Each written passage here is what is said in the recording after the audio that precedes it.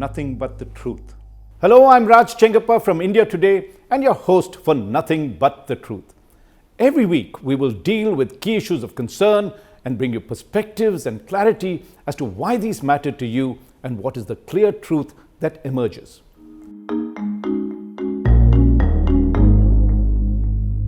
Just a year ago, Bhagwant Mann and the Aam Aadmi Party stormed to power in Punjab with a landslide victory in the assembly elections held in February 2022.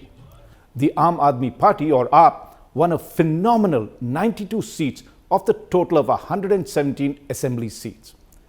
In doing so, AAP decimated the state's two most powerful parties, the Congress and the Akali Dal, that had taken turns to rule the Frontline state since it came into existence in 1966. I had covered the assembly elections for the magazine, and the support for Mann and the AAP was palpable wherever I went. Everywhere he attracted huge crowds, and the mood was clearly for change. That, in fact, was Mann and the AAP's election promise, that they would bring badlav or change and also the freshness that AAP brought with it. The 49-year-old Mann was a popular comedian before he turned to politics, and he was made Chief Minister of India's frontline state with a lot of expectations. Yet, when Mann completes 1 year as Chief Minister of the first AAP government in Punjab on March 16th, the euphoria among voters has noticeably dissipated. To be fair to Mann, he did inherit a state with an ailing, debt-ridden economy that was already on the verge of collapse. 2 decades of Sikh militancy and an overexploitation of its natural resources had caused widespread unrest among farmers and unemployed youth. There was also rising drug addiction and increasing lawlessness. It was going to be an uphill task for any political leader to administer such a troubled state and turn it around, especially because there are just no quick fix solutions to its problems. A year on, Mann has yet to prove himself as, well, the man for the job. Just to sum up the woes Punjab faces, there is a fresh upsurge of social ferment. It has religious hardliners going on a rampage. There are serious lapses in law and order, and the state's financial situation is turning even more precarious with major revenue shortfalls and sometimes not enough money to pay salaries to many government officers on time. I spoke to Dr. Pramod Kumar, a prominent development expert and political commentator of Punjab, and his assessment was this. And he told me, unfortunately, so far, Mann and his party have neither exhibited a sense of history nor shown the vision to tackle the multifarious problems the state faces. They appear disconnected from Punjab's history and social reality and appear to be muddling their way through. That's why the state continues to remain in a mess.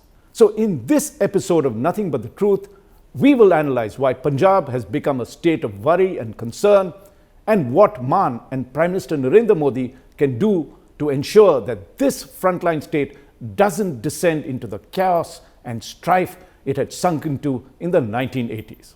After talking to experts, my colleague Anilesh Mahajan and I have identified 6 big problems that Punjab faces. The first is the revival of Sikh radicalism, which has seen the law and order situation take a turn for the worse. Trouble, in fact, began almost from the start of the AAP's rule in March 2022. Mann had to resign from his Sangrur Lok Sabha seat to take over as Chief Minister. But when the by-polls were held in June, the AAP party candidate Gurmail Singh suffered a shock defeat at the hands of the pro-Khalistan leader Simranjit Singh Mann. That should have been warning enough. But the AAP government in Punjab is alleged to have followed a policy of Sikh appeasement, allowing militant groups to carry out protests and block roads.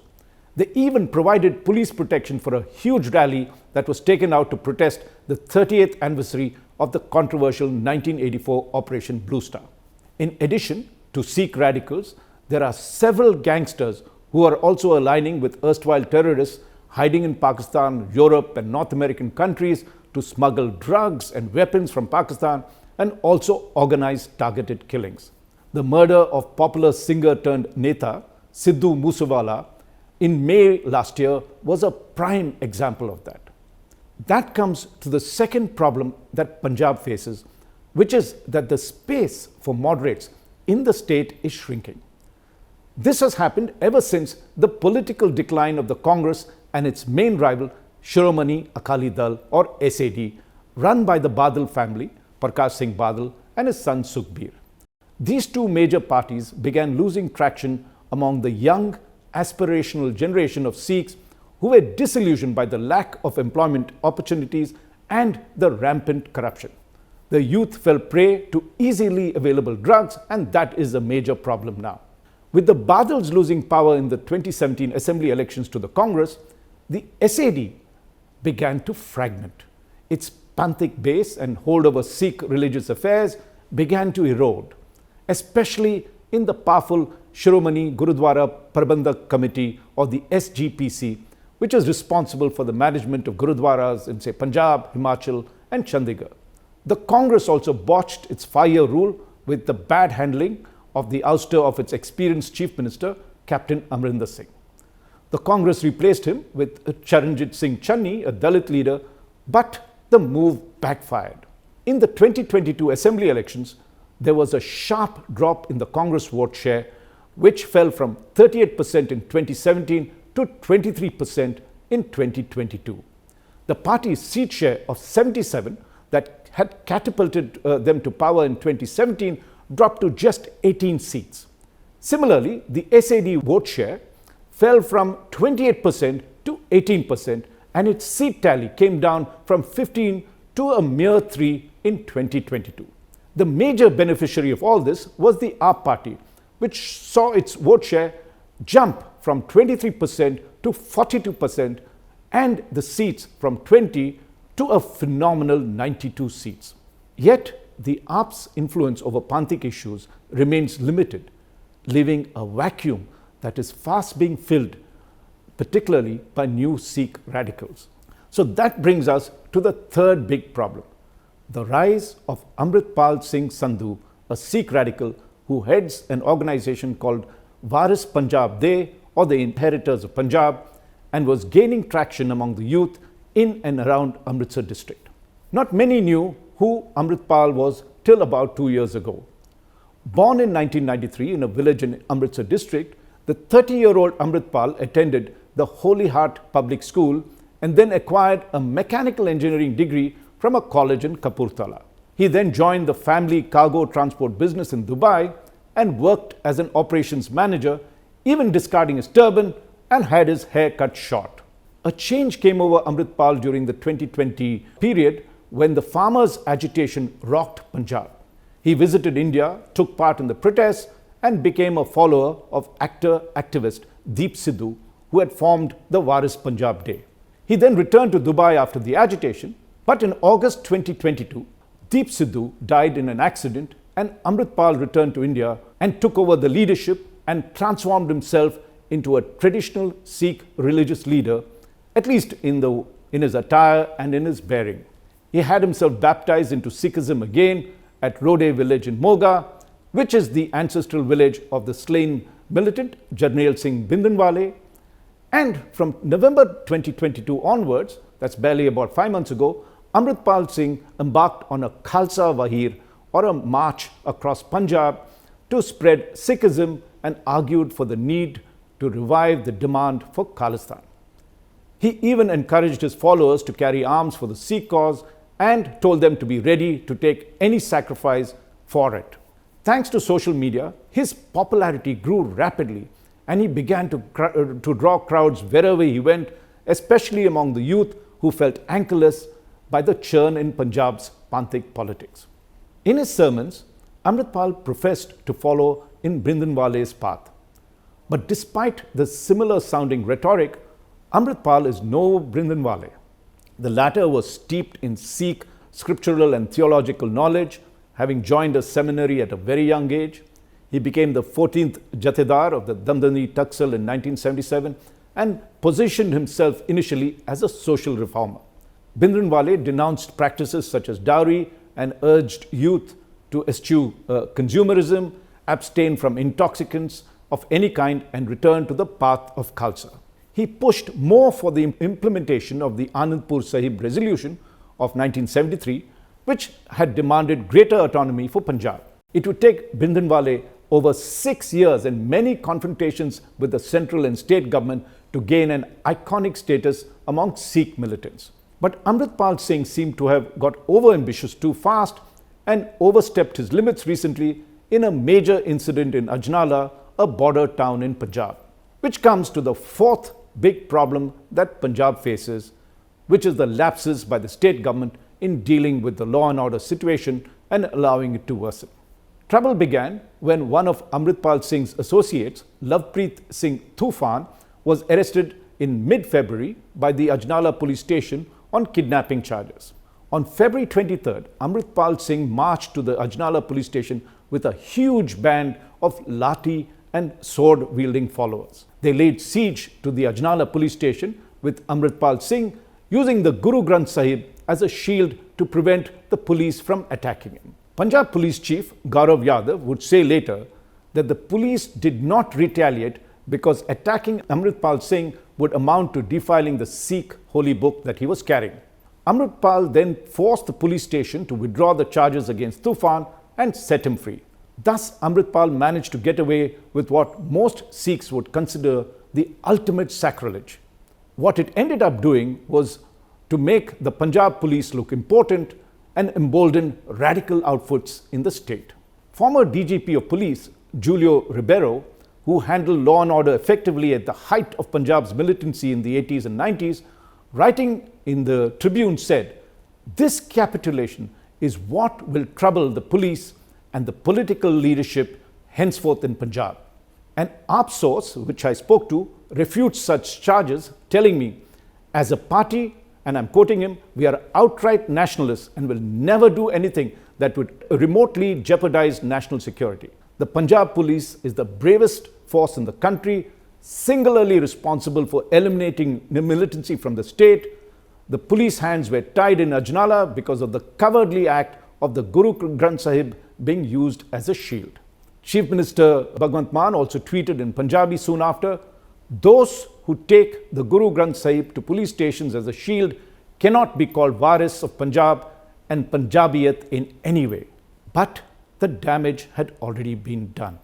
This comes to the fifth big problem, which is that questions are being asked about Mann's ability to handle the sensitive state of Punjab. India Today magazine, in its latest issue, put him on the cover with the title, "Mann in a Muddle." Experts tell me that the real concern is that unlike his predecessors, Badal and Amrinder, Mann has no history in Panthic politics and is not familiar about its inner dynamics.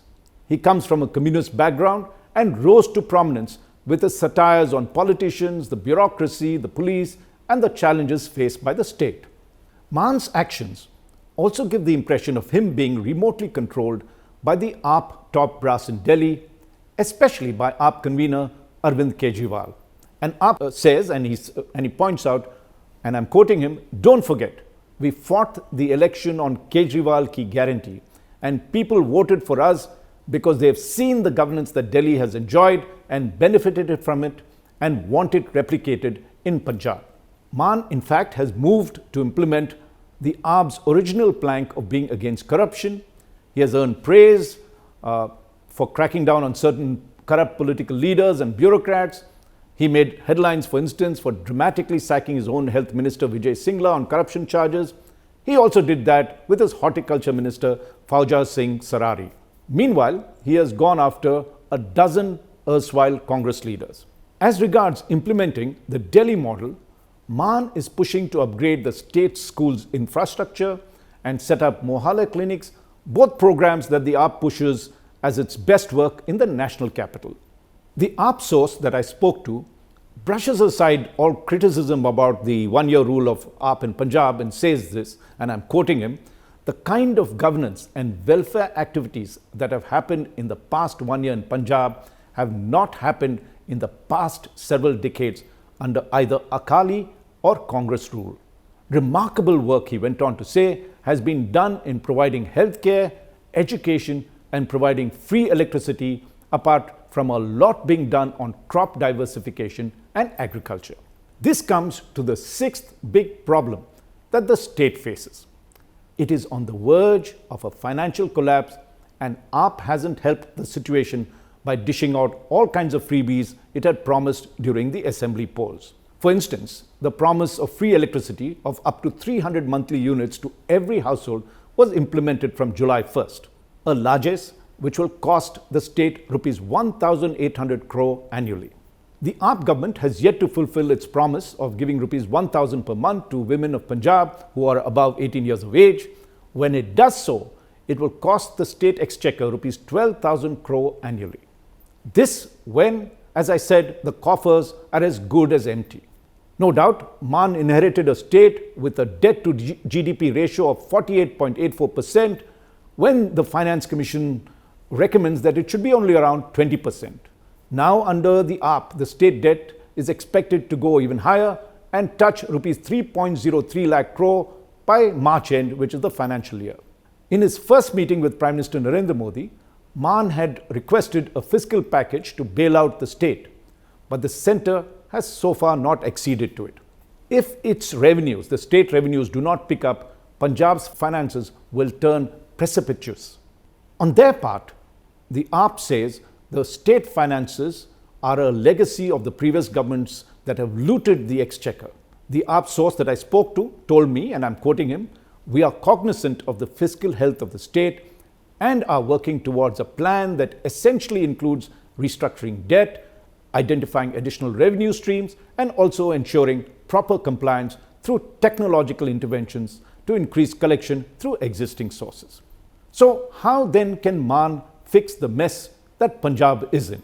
Firstly, let's be clear that Punjab is not just Mann or the AAP government's problem. Both the state government, along with Prime Minister Modi in the centre, must combine their efforts to save the state and to prevent Punjab from spinning out of control as it did, with devastating consequences in the 1980s. In a very encouraging move, Mann met Union Home Minister Amit Shah on March 3rd to discuss the issue of Sikh radicalisation in the state. So rather than pushing the state to the edge, both Chief Minister Mann and Prime Minister Modi need to come up with a plan for Punjab's economic revival that can ensure rapid growth, even if this means that the centre waives some of the state's debt to ease the pressure. Mann too must ensure that he is not profligate while implementing his party's election promises. The second imperative for the Mann government is a stable political environment. Radicals like Amritpal Singh are gaining traction because of the space vacated by mainstream parties. The issues of unemployment and drug addiction arising out of the state's overall economic decline make the ground even more fertile for them to plant the seeds of unrest. The AAP government and other moderate parties also need to come up with a narrative that can pacify and prevent the air from being vitiated by the radicalized Sikh groups and remind people of the horrific consequences of the 1980s when radical forces were let loose. Development expert Pramod Kumar, whom I quoted earlier, told me, and this is very pertinent, that there is an urgent need for the centre and the state to delegitimize violence and guns. Thirdly, as he enters the second year of his chief ministership, Mann himself must get a firm grip on the administration. The top priority for Mann and the AAP government is to focus on rapid economic development so that the energies of the restive youth are channelized towards productive activity. To conclude, Punjab is once again at a difficult crossroads. The centre and the state will have to work in tandem to prevent its descent into chaos and ensure that Punjab is prosperous again. For more details of the Punjab muddle and how to sort it out, read the issue of India Today that has a cover story written by my colleague Anilesh Mahajan, who is an expert on Punjab affairs. Thank you for listening to this episode of Nothing But the Truth. I look forward to being with you again next week. Nothing but the truth.